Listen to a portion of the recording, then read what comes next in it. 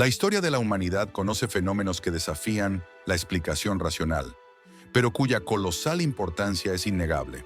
Uno de estos fenómenos es el llamado milagro griego, un destello deslumbrante del genio humano que iluminó un breve lapso de tiempo que los historiadores denominan el período clásico.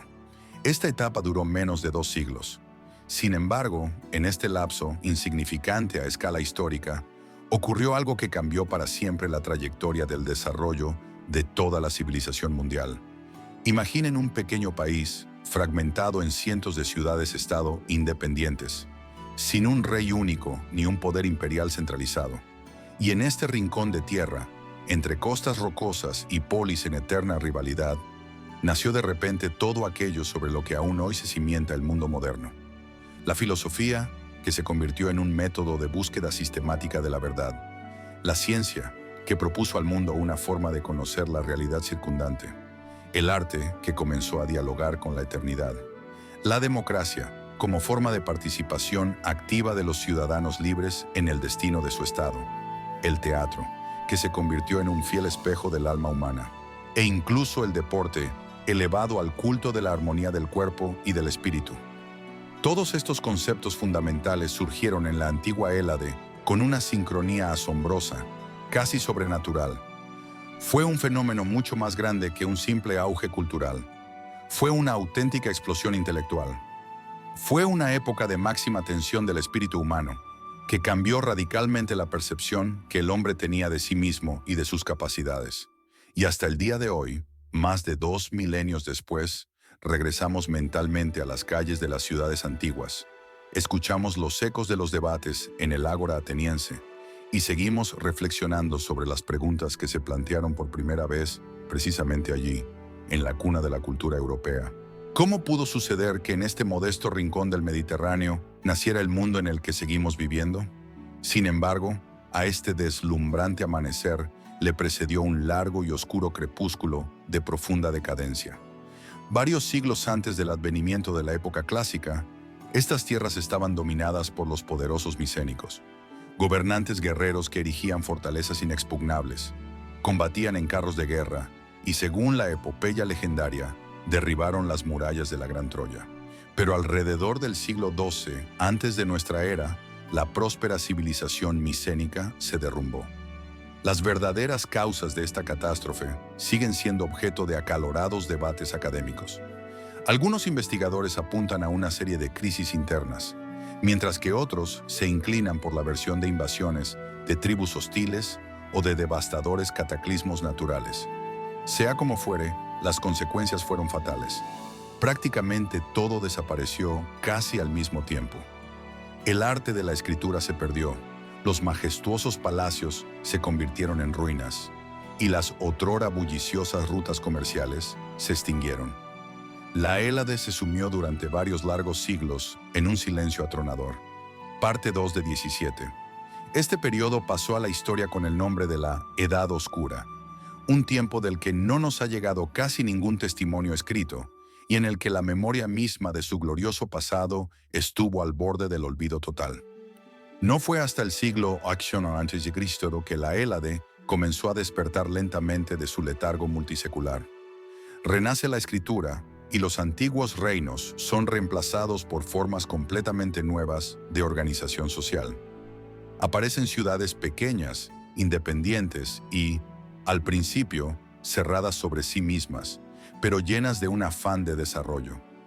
Así surgen en la escena histórica las famosas polis griegas, ciudades-estado independientes, que se convirtieron en un fenómeno único del mundo antiguo.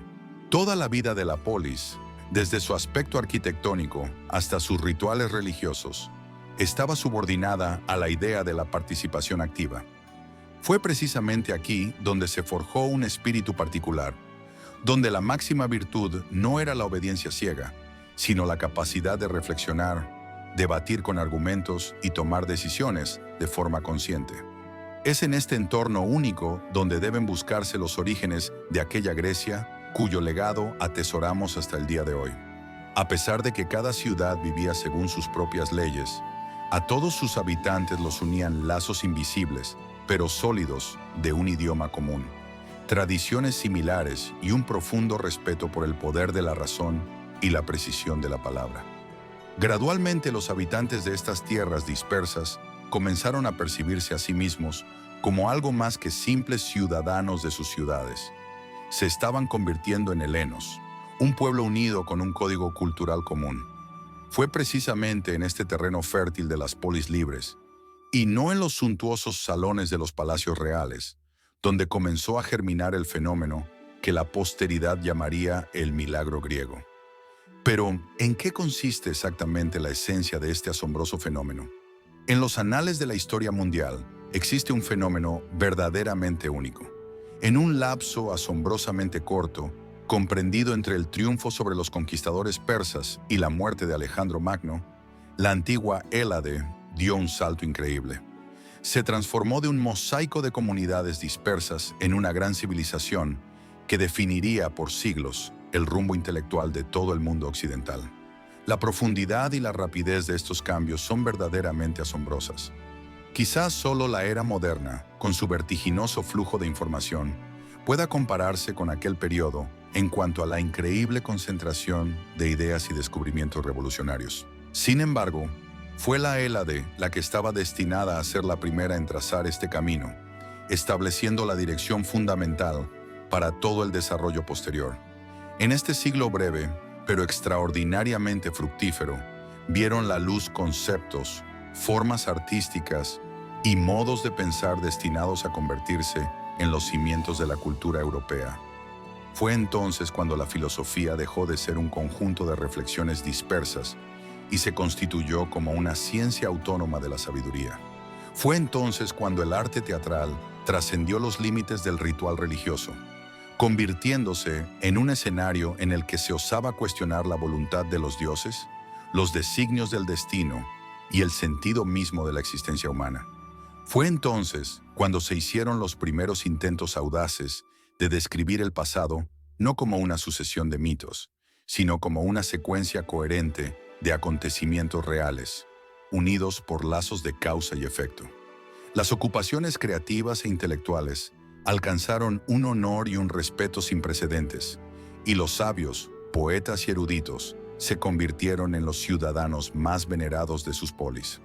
La capacidad de reflexionar profundamente, debatir de forma convincente, observar con atención y crear lo nuevo se convirtió en uno de los principales valores de la sociedad. La cultura helénica no solo permitía pensar libremente, sino que hizo del pensamiento el centro de toda la vida pública.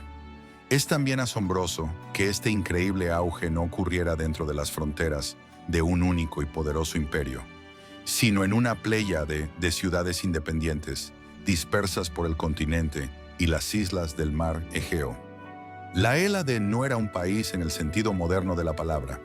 Era todo un mundo, tejido a partir de decenas de polis: Atenas y Esparta, Corinto y Tebas, Rodas y Delos. Sus habitantes podían guerrear ferozmente entre sí, pero al mismo tiempo hablaban una misma lengua, veneraban a los mismos dioses y mantenían acalorados debates sobre las mismas cuestiones eternas. Fue precisamente esta tensión constante, esta incesante competencia interna, lo que sirvió de combustible para el motor del progreso. En la sociedad griega no se valoraba tanto el conocimiento en sí mismo, como el arte de defenderlo de forma convincente. Las ciudades y sus gobernantes competían en su afán por superar a sus rivales en sabiduría, refinamiento artístico y esplendor arquitectónico. El triunfo en un debate público, el reconocimiento de los conciudadanos y la gloria de la propia polis se valoraban no menos que una resonante victoria militar. La palabra se convirtió en un arma formidable, y el debate, no en una señal de conflicto, sino en un noble método para la búsqueda de la verdad. Este omnipresente espíritu de rivalidad, que los propios griegos llamaban agón, impregnaba absolutamente todas las esferas de la vida, desde las competiciones en los Juegos Olímpicos hasta los debates en las escuelas filosóficas.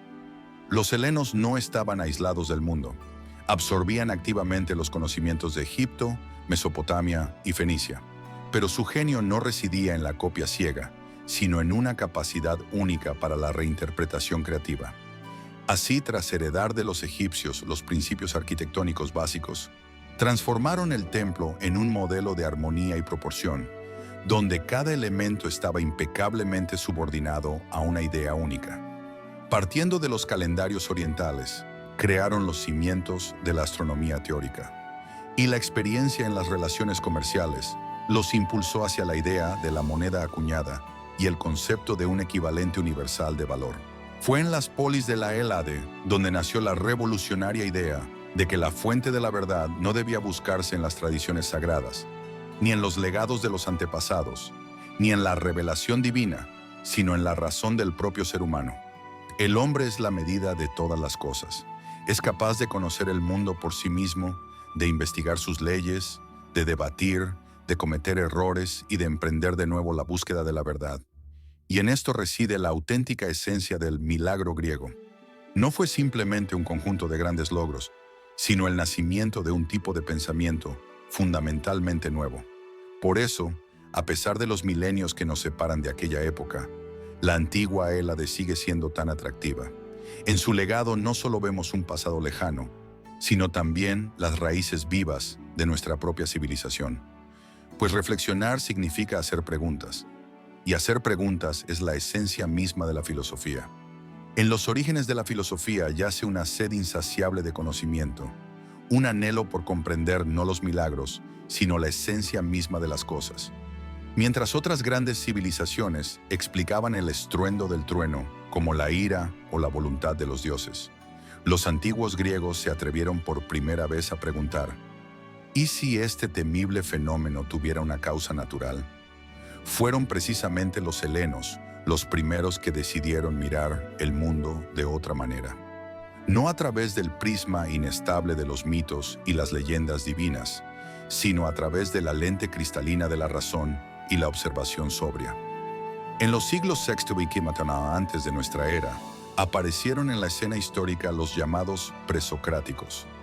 Fueron los primeros pensadores que emprendieron el primer intento sistemático en la historia de la humanidad por explicar la estructura de la naturaleza sin recurrir a fuerzas sobrenaturales.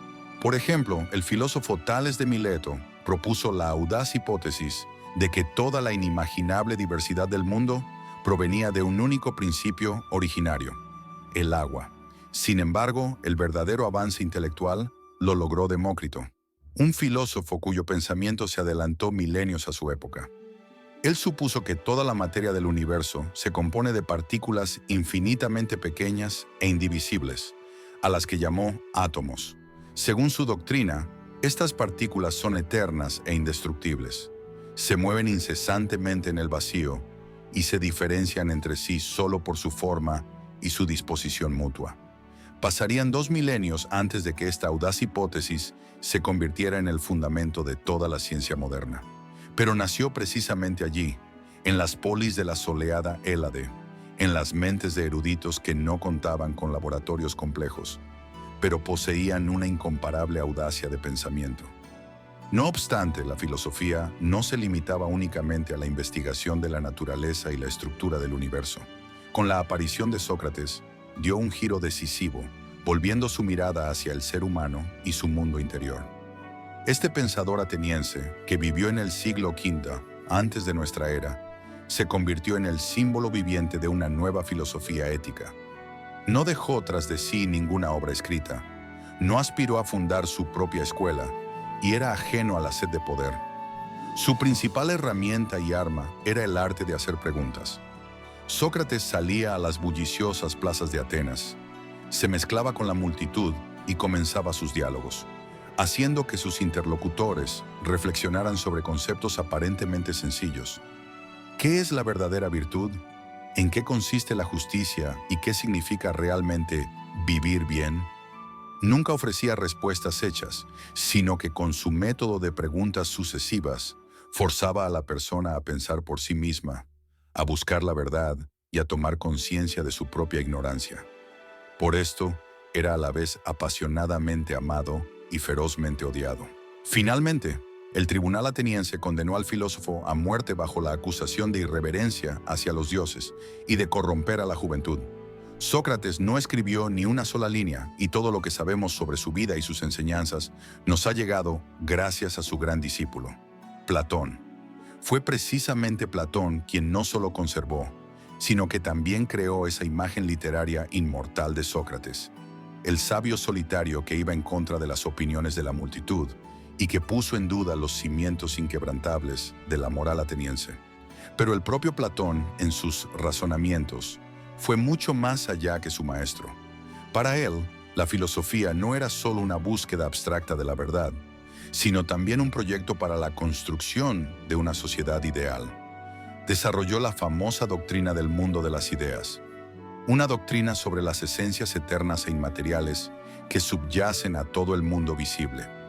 Cualquier objeto, cualquier fenómeno en nuestra realidad, creía Platón, no es más que una sombra imperfecta o un reflejo de su arquetipo perfecto e ideal. Platón soñaba con un estado cuyo gobierno no estuviera confiado a los más ricos o nobles, sino a los más sabios, los filósofos. Estaba convencido de que solo aquellos capaces de comprender las ideas de justicia, bien y verdad, tienen el derecho moral de gobernar a los demás.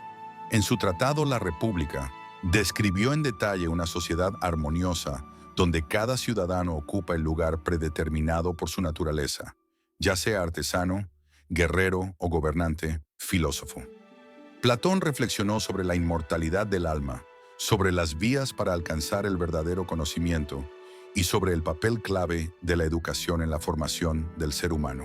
La academia que fundó en Atenas se convirtió, en esencia, en la primera institución de educación superior en la historia de la humanidad, el prototipo de todas las futuras universidades. Con Platón comienza la tradición de la filosofía como una disciplina rigurosa que moldea no solo el pensamiento humano, sino también sociedades enteras. Sus ideas inspirarán durante milenios a los pensadores, provocarán acalorados debates y servirán como una fuente inagotable de inspiración, desde los neoplatónicos de la antigüedad tardía hasta los filósofos contemporáneos. Tras él vendrá su discípulo más famoso, Aristóteles, quien, sin embargo, elegirá un camino completamente diferente, rechazando el mundo de las esencias ideales y centrando su atención en el estudio de la realidad concreta y tangible. La mirada de este pensador parecía abarcar todo lo existente. Estudió la naturaleza y la política, el arte y el alma humana, el lenguaje y los motivos profundos del comportamiento. Fue él quien, por primera vez en la historia, logró estructurar la lógica en un sistema coherente de razonamiento, dando a la humanidad una herramienta universal para conocer la verdad. Con la misma pasión, clasificó plantas y animales, investigó la diversidad de formas de gobierno y creó obras sobre el arte dramático y la retórica. Su esfera de interés se extendía desde el movimiento de las estrellas lejanas hasta los mecanismos más íntimos de la mente humana. Parte 6 de 17. Aristóteles no solo acumulaba conocimientos, sino que buscaba apasionadamente ordenarlos y convertirlos en un sistema unificado. Y en este sentido, puede ser considerado el auténtico progenitor del método científico. Como mentor del gran conquistador Alejandro Magno, creía inquebrantablemente en su idea principal. El mundo no debía ser gobernado por la espada, sino por una mente sabia e ilustrada. Fue precisamente gracias a sus obras que Europa, con el tiempo, aprendió a observar el mundo de forma analítica, planteando las preguntas correctas y construyendo respuestas bien fundamentadas. Sin embargo, en la antigua Grecia, la filosofía no era una mera ciencia abstracta de gabinete, sino un modo de vida. Los seguidores de Platón se reunían en su famosa academia y los discípulos de Aristóteles en el Liceo. Cada uno de ellos, aunque por caminos diferentes, buscaba respuestas a las preguntas eternas. ¿Qué significa vivir una vida digna? ¿Cómo alcanzar la verdadera libertad? ¿De qué manera vencer el miedo ante la muerte? Para algunos, como Diógenes, la respuesta era la simplicidad extrema y el rechazo de las convenciones, cuyo símbolo fue su legendario barril. Para unos, la solución era la independencia interior del vano mundo exterior. Para otros, el rechazo de todo lo superfluo y la búsqueda de la serenidad del alma. La filosofía se convirtió en la expresión más vívida de la mentalidad griega, que exigía buscar, dudar, debatir y convencer a los oponentes constantemente. Los pensadores a menudo sostenían puntos de vista opuestos, defendiendo ferozmente sus posturas, pero era precisamente en estos choques intelectuales donde nacía una nueva y más profunda comprensión del mundo. Fueron los helenos quienes sentaron la gran tradición del pensamiento crítico, la invaluable habilidad de razonar, argumentar y mantener un debate civilizado. Fue el nacimiento de un nuevo tipo de coraje sin precedentes hasta entonces, el coraje de la propia razón. No obstante, no se debe creer que todos los filósofos fueran exclusivamente sabios serios y estrictos. A veces, sus actos parecían bastante excéntricos. Pitágoras, por ejemplo, prohibía a sus discípulos comer habas, ya que creía sinceramente que en ellas podían habitar las almas de los difuntos. Otros, como Zenón, disfrutaban creando intrincadas paradojas que parecían diseñadas para sacudir los cimientos mismos de la lógica.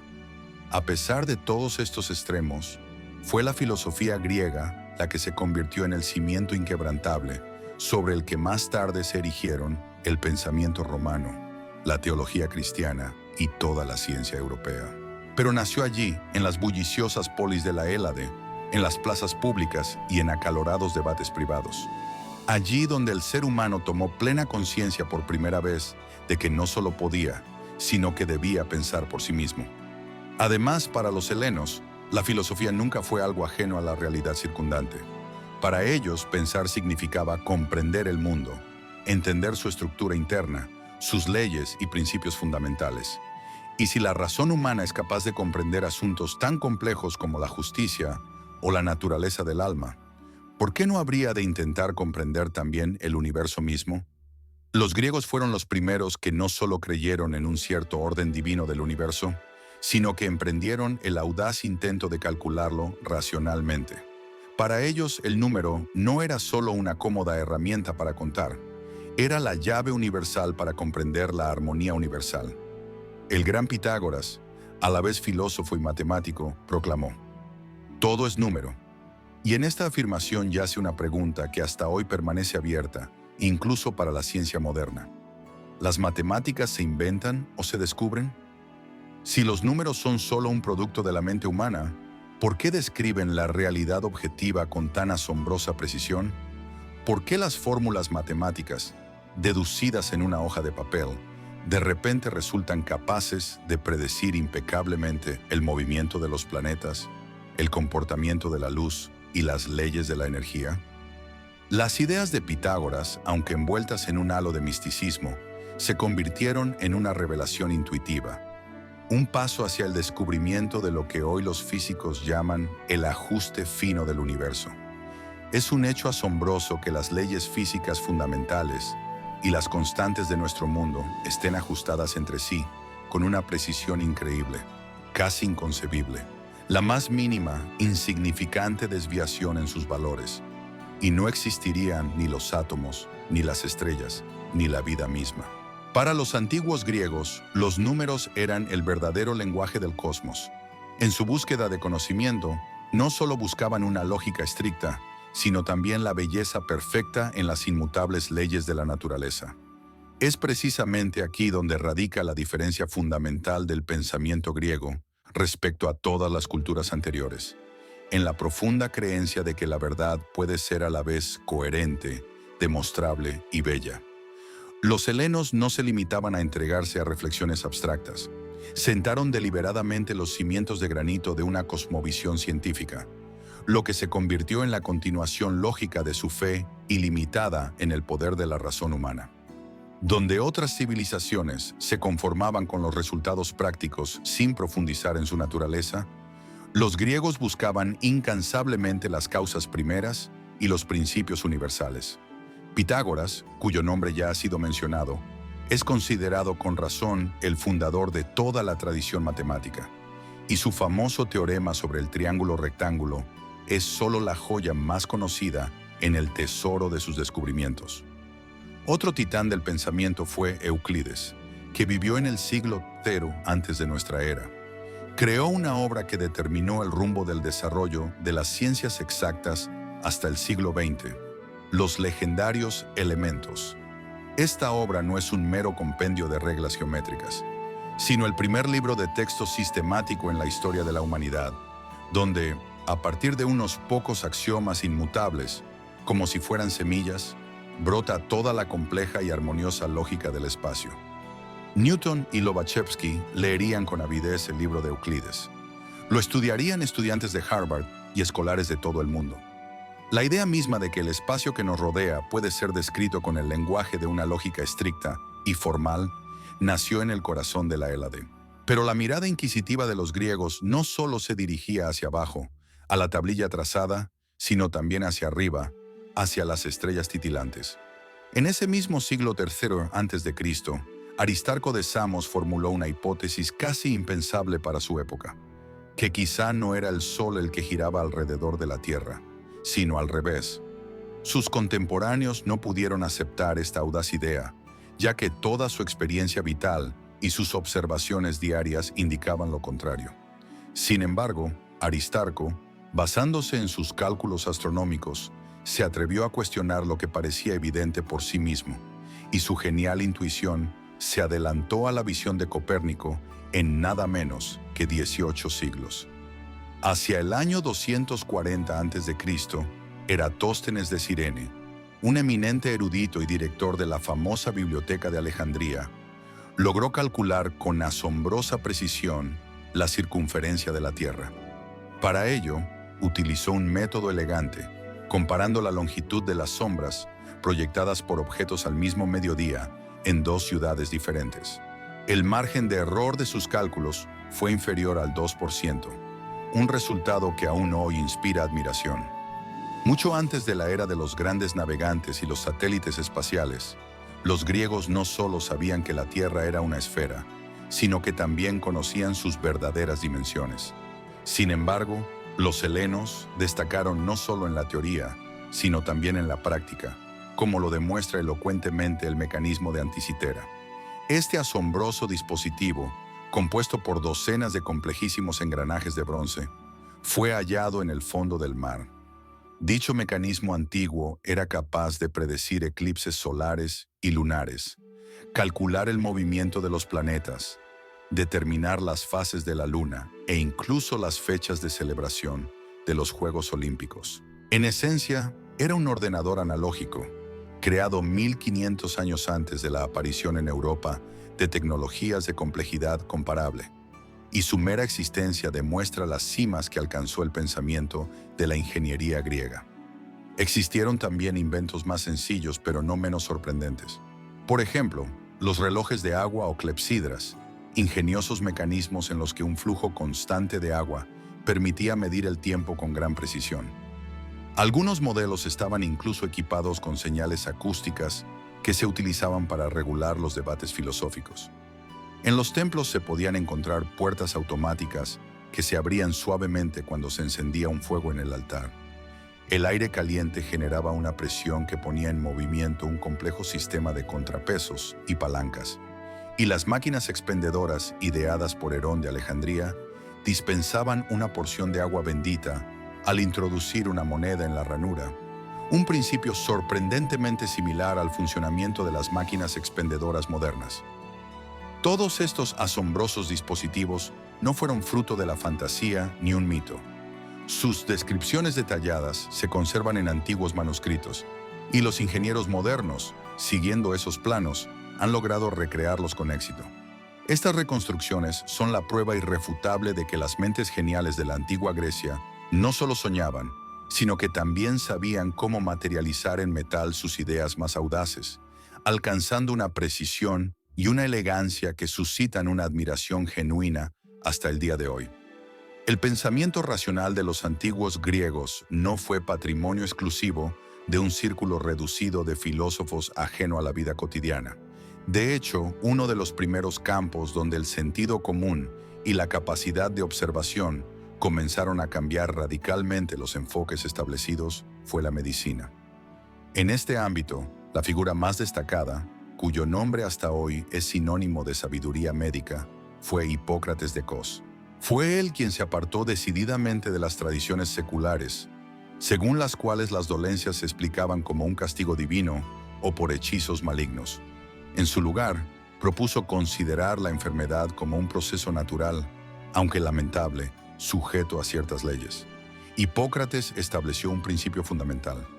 Toda enfermedad tiene su propia causa terrenal, y si esa causa existe, la mente humana es capaz de comprenderla. Y una vez comprendida la causa, es posible encontrar el camino hacia la curación. Siguiendo esta lógica, observaba el estado de los pacientes con una atención sin precedentes, comparaba escrupulosamente los distintos síntomas e incluso intentaba predecir el curso futuro de la enfermedad. Concedía una enorme importancia al estilo de vida de la persona, su dieta, la duración del sueño e incluso a las condiciones climáticas del lugar donde vivía. Según Hipócrates, todo esto influía directamente en el estado de salud. Por supuesto, junto a razonamientos tan sensatos, seguían existiendo recomendaciones bastante extravagantes, como atar partes de ciertos peces al cuerpo o usar una cebolla para determinar el embarazo. Hoy en día, tales métodos solo provocan una sonrisa, pero sirven como una excelente ilustración de cómo, gradualmente y paso a paso, el pensamiento racional fue desplazando las supersticiones arcaicas. Fueron los helenos quienes realizaron esta transición crucial de los rituales mágicos a una medicina basada en la observación. No es casualidad que al nombre de este gran médico esté asociado el famoso juramento que aún hoy prestan los futuros doctores en muchos países del mundo, como un recordatorio eterno de que la verdadera medicina se fundamenta en la compasión, el poder de la razón y la más alta responsabilidad. Esta aspiración por comprender las causas y los efectos también alcanzó la comprensión del pasado, transformándolo de una simple colección de mitos en una verdadera ciencia: la historia. Sus fundadores son considerados, con razón, Heródoto y Tucídides, quienes fueron los primeros en intentar encontrar una lógica en la sucesión de guerras y grandes campañas, así como en las causas del auge y la caída de estados enteros. La obra de Heródoto todavía abunda en leyendas y relatos sorprendentes. Sin embargo, él ya realiza un esfuerzo consciente para separar los hechos fidedignos de los simples rumores. Tucídides, por su parte, resulta mucho más estricto y consecuente en sus métodos. Él no se limita a narrar, sino que busca deliberadamente las causas profundas de los acontecimientos y los somete a un análisis minucioso, sentando así las bases del método histórico. Así pues, el legado de la ciencia griega es algo mucho más grande que un simple conjunto de fórmulas o los resultados de observaciones. Se trata, ante todo, de una forma de pensar especial, de una aspiración fundamental, no solo a acumular conocimientos, sino a llegar a su esencia, es decir, a comprender. Es el deseo no solo de contemplar el mundo, sino de encontrar una explicación para todo lo visible. En la base de esta cosmovisión yacía la fe inquebrantable de los helenos en que el universo no es un caos, sino un cosmos, es decir, un sistema ordenado y armónico cuyas leyes son asequibles para la razón humana. Es precisamente con esta gran idea que comienza el largo camino de aquel fenómeno que, muchos siglos después, recibiría el nombre de ciencia europea. Estas mismas ideas de razón, armonía y orden perfecto encontraron su brillante encarnación no solo en la ciencia, sino también en el arte. Los antiguos helenos estaban convencidos de que la belleza era un reflejo visible de la verdad, y por ello, la elegancia de las formas, las proporciones matemáticamente calculadas y la armonía de los sonidos se convirtieron en una extensión natural de sus búsquedas filosóficas. En la arquitectura, los griegos crearon un estilo inconfundible al desarrollar los tres órdenes famosos: el austero dórico, el elegante jónico y el suntuoso corintio. Estas soluciones estilísticas, basadas en columnas de diversas formas, resultaron ser tan perfectas que hasta el día de hoy adornan innumerables edificios en todo el mundo. Los templos principales se erigían con mármol noble, pero pocos saben hoy que en la antigüedad estas majestuosas construcciones estaban pintadas con vivos colores. Los muros inmaculados, las estatuas de los dioses y los relieves se cubrían con colores intensos, azules, rojos, dorados. Este colorido parecía infundir vida en la fría piedra y acentuaba la naturaleza divina de lo representado. Solo siglos más tarde, cuando el tiempo implacable borró los antiguos pigmentos, Europa asumió erróneamente que la blancura prístina del mármol era la intención original de los arquitectos.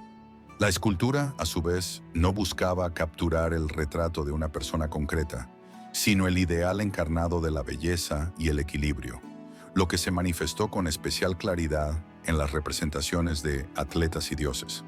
Sus cuerpos, capturados en movimiento, eran creados con un soberbio conocimiento de la anatomía, pero al mismo tiempo carecían de cualquier imperfección casual, sometiéndose únicamente a las leyes de la armonía.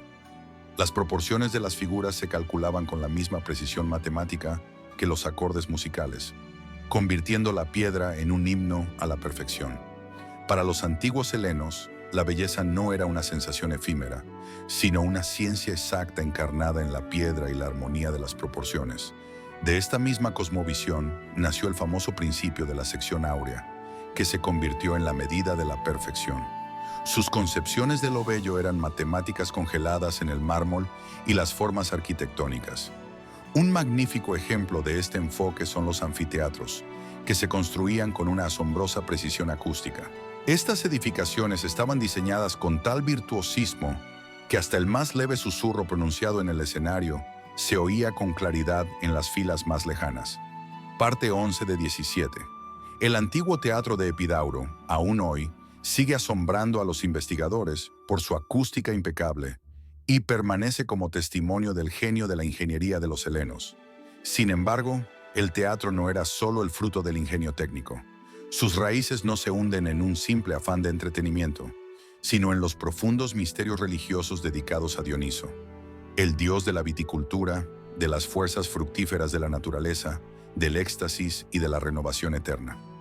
Lo que comenzó como un canto coral en honor a la deidad, gradualmente adquirió la forma de la tragedia, un género dramático especial en el que, ante los ojos de miles de espectadores, se representaban los grandes destinos de héroes y dioses. Estas producciones no eran meros espectáculos, sino un intento a gran escala de reflexionar sobre las cuestiones fundamentales de la existencia humana. El problema de la elección, el peso del deber, la naturaleza del sufrimiento y la inevitabilidad del destino. El escenario se transformaba en un espacio sagrado donde el ser humano entraba en diálogo con fuerzas inconmensurablemente más poderosas que él y se enfrentaba a los límites de su propia libertad. Los grandes dramaturgos, Esquilo, Sófocles y Eurípides, cambiaron para siempre la concepción misma del drama, elevando este género a una altura inimaginable. Sus obras no eran simples recuentos de mitos, se convirtieron en profundísimas reflexiones, revestidas de forma escénica. Los héroes de estas tragedias se veían desgarrados por conflictos internos, tomaban decisiones agónicas y aceptaban humildemente sus consecuencias. A través de sus errores y sufrimientos, el espectador veía el reflejo de sus propias dudas e inquietudes. Así, el teatro, iluminado por la luz de las antorchas y bajo el velo de las máscaras rituales, se convertía en un lugar de encuentro del hombre consigo mismo, con las eternas preguntas sobre quién es y cuál es el sentido de su vida. Era a la vez una lección, una confesión y un espejo cristalino del alma. Pero el escenario griego no vivía solo de la tragedia. Existía otro polo, la comedia, que servía a la sociedad como instrumento de autoconocimiento a través de la risa. En las producciones cómicas se ridiculizaban sin piedad los vicios sociales, los políticos negligentes e incluso a los grandes filósofos. Así, el gran comediógrafo Aristófanes, por ejemplo, no dudó en representar al sabio Sócrates como un excéntrico que flotaba en una cesta por encima de la vanidad mundana. La comedia brindaba a la sociedad la invaluable oportunidad de reírse de sí misma y, de ese modo, mejorar. En última instancia, el teatro no era tanto un entretenimiento como un espejo en el que cada uno podía ver en qué se había convertido. Un rasgo particular del teatro griego era su marcada convencionalidad. Una de las convenciones clave de la representación teatral era que todos los papeles, sin excepción, incluidos los femeninos, eran interpretados por hombres. Para ello, llevaban máscaras expresivas que no eran una simple parte del vestuario, sino una poderosa herramienta simbólica que transmitía instantáneamente el carácter, el estatus social y el estado anímico del personaje. Las escenas de violencia y asesinato nunca se mostraban directamente en escena. De ellas solo informaban los mensajeros. Esta técnica permitía centrar la atención del espectador no en la crueldad física, sino en las consecuencias morales del acto, preservando así el alto simbolismo de lo que ocurría. Cada representación iba acompañada de un coro, que no era un mero telón de fondo, sino un participante de pleno derecho en la acción. El coro expresaba los sentimientos comunes, ofrecía una valoración moral de los acontecimientos y actuaba como la voz de toda la sociedad que observaba el destino de los héroes. Se puede afirmar con certeza que fue precisamente en la antigua Grecia donde nació aquello que hoy llamamos cultura en el sentido más amplio de la palabra, como una unidad inseparable de arte, literatura, filosofía, ciencia y el propio estilo de vida. Aquí el arte era una parte inseparable de la vida cotidiana, tan importante como el perfeccionamiento físico. Los griegos aspiraban al ideal del hombre armónicamente desarrollado, perfecto tanto en alma como en cuerpo. Fue precisamente esta aspiración la que dio origen a los legendarios Juegos Olímpicos. Las primeras competiciones de las que tenemos constancia tuvieron lugar en el año 776 a.C. en la Sagrada Olimpia. Cada 4 años, atletas de todos los rincones del mundo helénico se reunían aquí para honrar al dios supremo Zeus y competir por la gloria eterna.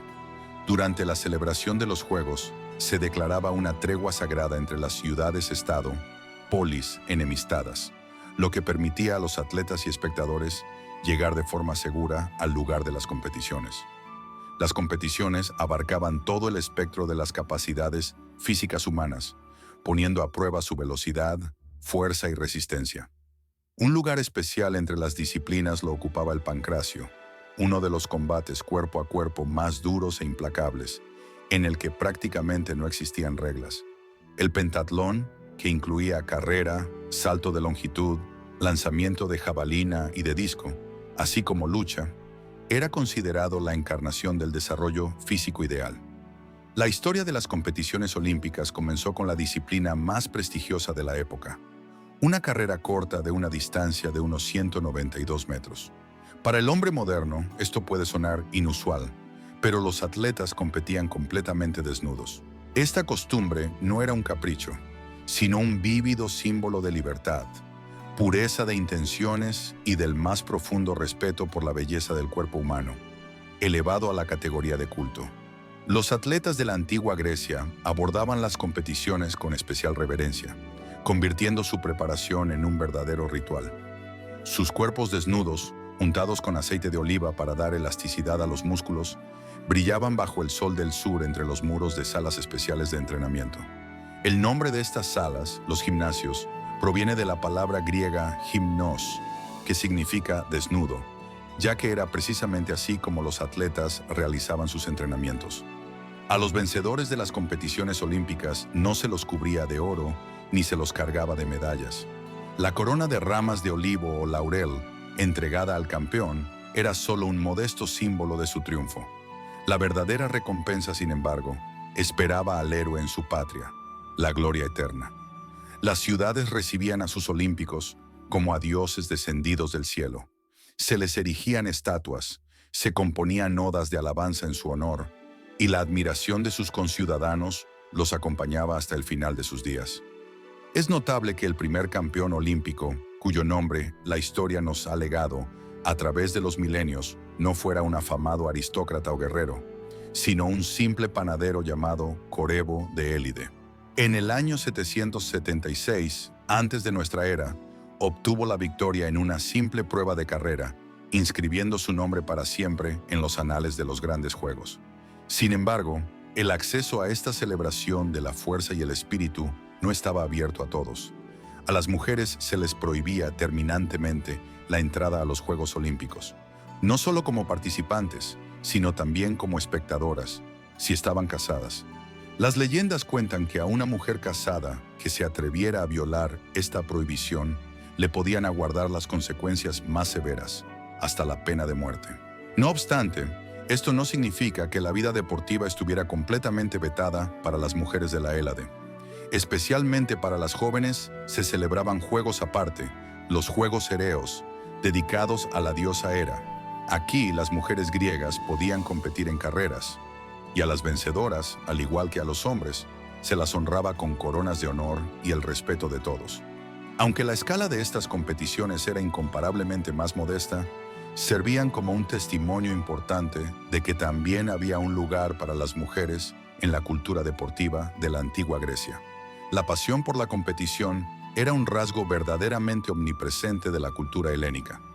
Además de los famosos Juegos Olímpicos, existían también los Juegos Píticos en Delfos, así como los Juegos Nemeos y los Sísmicos. Para un griego, el deporte no era simplemente una forma de ocio, sino una parte integral de su filosofía de vida, un modo de cultivar la fuerza de voluntad, la disciplina y alcanzar la belleza corporal. No en vano se les atribuye la famosa expresión mente sana en cuerpo sano. Es importante entender que, en aquella época, Grecia no constituía un estado unificado en el sentido moderno de la palabra. Cientos de ciudades-estado independientes, o polis, componían su peculiar mosaico político.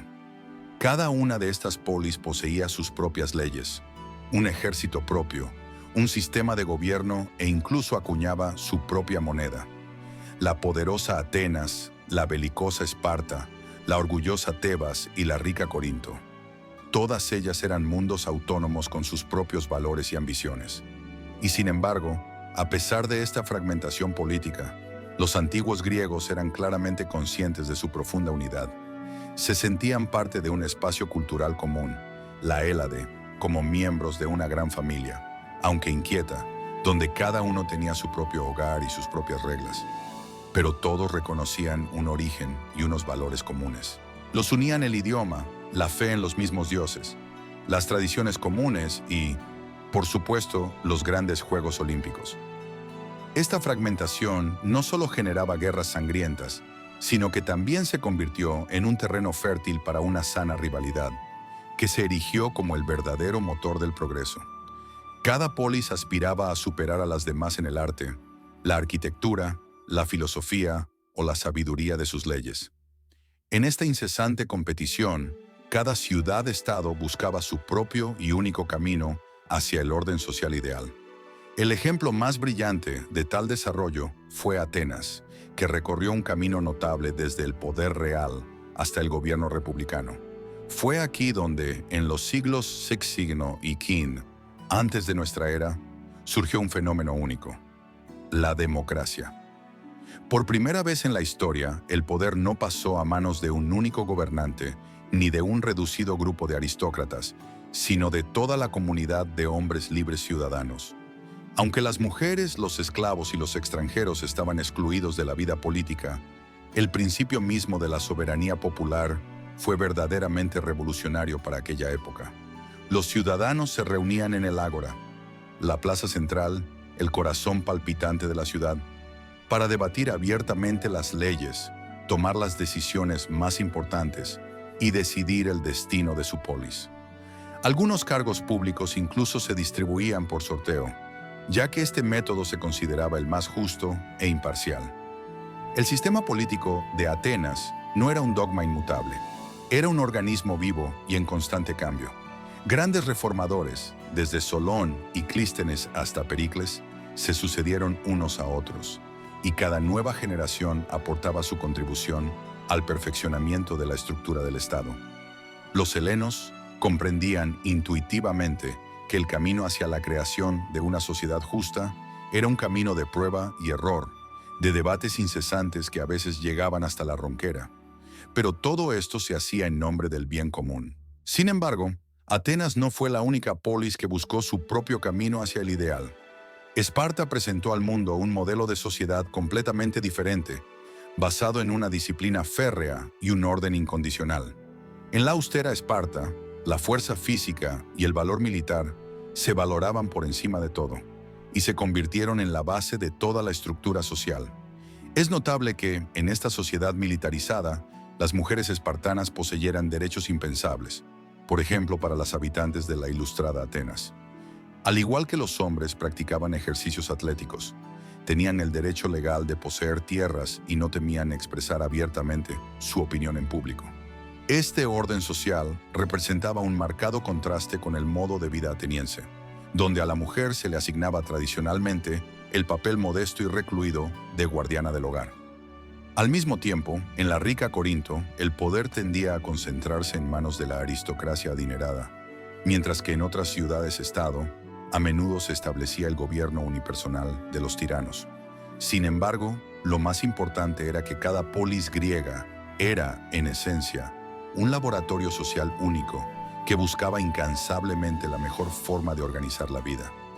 Fue precisamente esta aspiración innata de los helenos a debatir, crear lo nuevo, experimentar y cambiar el orden existente, la que se convirtió en el origen de lo que hoy llamamos pensamiento político.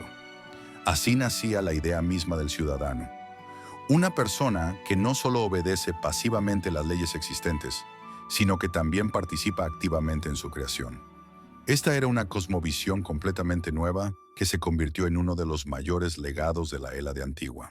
Al tomar conciencia de la magnitud de estos logros e ideas, uno inevitablemente se plantea la pregunta lógica: si la civilización de la antigua Grecia fue tan grandiosa, ¿por qué llegó a su fin su edad de oro? ¿Por qué un crecimiento tan explosivo del progreso cultural y científico fue súbitamente reemplazado por una calma histórica? La respuesta no reside en una única razón de peso, sino en un desplazamiento gradual pero irreversible del equilibrio mundial. Tras la muerte de Alejandro Magno en el año 323 antes de nuestra era, su colosal imperio se desmoronó, cambiando para siempre todo el mundo griego. Las polis, antes independientes y orgullosas, perdieron gradualmente su antiguo poder e influencia. Su lugar fue ocupado por grandes reinos helenísticos, donde las decisiones estatales más importantes ya no se tomaban en la bulliciosa plaza de la ciudad, sino en el silencio de los aposentos palaciegos. El poder se desplazó de la asamblea de ciudadanos libres a la figura del monarca, y con él también se trasladó el centro cultural de la civilización. La majestuosa ciudad de Alejandría se convirtió en un brillante símbolo de la nueva era. Su enorme biblioteca, sus avanzadas escuelas científicas, sus célebres astrónomos y poetas, todo ello florecía ya no en Atenas, sino en las lejanas orillas del Nilo. Los helenos seguían enseñando, creando obras científicas y erigiendo magníficos edificios, pero ya no eran líderes indiscutibles, sino solo una parte de un mundo más vasto y diverso. Así concluyó la era de la Hélade libre. No terminó con una catástrofe, sino con una profunda transformación. El núcleo cultural se desplazó, pero el legado de Grecia continuó vivo, extendiéndose por todo el ecúmene del mundo helenístico. Con el tiempo, este invaluable patrimonio cultural fue adoptado y asimilado por una Roma en pleno auge. Aunque Grecia perdió su independencia política, se convirtió en la principal maestra del poderoso imperio. Y aunque las legiones de Roma conquistaron las tierras griegas, fue la cultura helénica la que obtuvo una victoria incondicional sobre la propia Roma. Han pasado más de 2000 años desde entonces. Grandes imperios han desaparecido de la faz de la tierra, las religiones y creencias han cambiado, y la tecnología ha avanzado de manera inimaginable. Pero el espíritu mismo de la Hélade, su llama intelectual, nunca se ha extinguido. Aún hoy vivimos en un mundo cuyas ideas fundamentales nacieron, en gran medida, en la antigua Grecia. Los griegos fueron los primeros en plantearse seriamente las preguntas eternas. ¿Qué es el hombre? ¿Cómo organizar una sociedad justa? ¿Y de qué está hecho realmente el mundo que nos rodea? No aceptaban el conocimiento por fe, sino que dudaban constantemente, se enzarzaban en acalorados debates y se encontraban en una búsqueda incesante de la verdad. Fue precisamente esta particularidad de su pensamiento lo que hizo inmortales sus ideas. No legaron a la posteridad simplemente ruinas de templos, tratados filosóficos y estatuas de mármol, sino algo mucho más valioso: el propio método de conocer el mundo, la libertad de pensamiento, la apasionada búsqueda de la verdad y una profunda fe en el poder ilimitado de la razón humana. Y cuanto más uno se sumerge en la historia de este pueblo, más se asombra de su espíritu innovador. Imagínense, un pueblo relativamente pequeño que habitaba a orillas del mar Egeo, sin ninguna tecnología moderna, logró comprender los fundamentos de la estructura del cosmos. La propia palabra democracia nos llegó del griego, al igual que la idea misma del gobierno del pueblo. Fue precisamente en Atenas donde por primera vez en la historia de la humanidad se intentó entregar el poder supremo no a un rey o a los sacerdotes, sino a los ciudadanos libres. La asamblea popular, el juicio por jurado, la elección de cargos clave por sorteo. Todas estas instituciones nacieron en el ágora ateniense. Y hoy, cuando reflexionamos sobre los derechos humanos, las elecciones libres y la libertad de expresión, en realidad continuamos ese mismo gran diálogo que fue iniciado por los antiguos griegos hace muchos siglos. El legado filosófico de Sócrates, Platón y Aristóteles no es simplemente una colección de textos antiguos, sino el fundamento mismo sobre el que se ha erigido el edificio del pensamiento europeo moderno. En sus obras nació el arte de hacer preguntas profundas, de llegar a la esencia misma de las cosas, de mantener un diálogo significativo y de defender la verdad en el debate. Toda la ciencia moderna, la educación universitaria y la lógica misma surgieron de su fe revolucionaria en que el universo puede ser comprendido por el poder de la razón y no a través del prisma de los relatos mitológicos. Sus profundas reflexiones sobre las causas primeras de los fenómenos, sobre la naturaleza de la demostración, sobre las categorías del bien y del mal y sobre la esencia misma del conocimiento, constituyen hasta el día de hoy el núcleo de la actividad educativa y científica.